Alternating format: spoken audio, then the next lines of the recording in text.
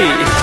अरे मन कर तोहर के देखत रही, तू कुछ कहो या हम कुछ कही।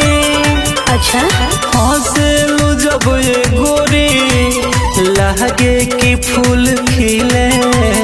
राजा जी रौरा गोदिया में गजबे आनंद मिले।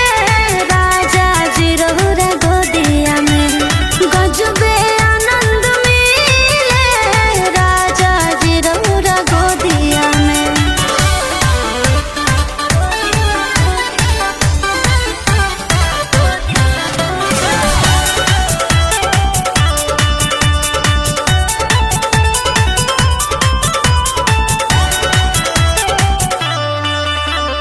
अंगना में चांद बन के उतरल बड़ुए गोरी।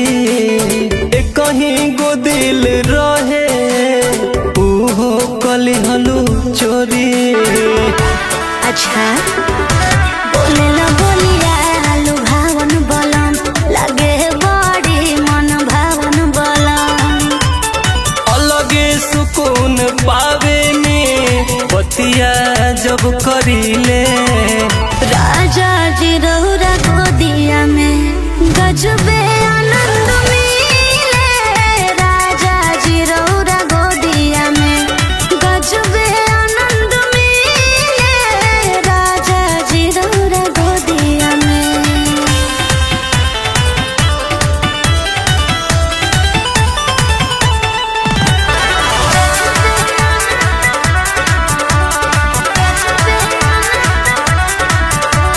तहरा बिना अकेले अच्छा न लागेला हो।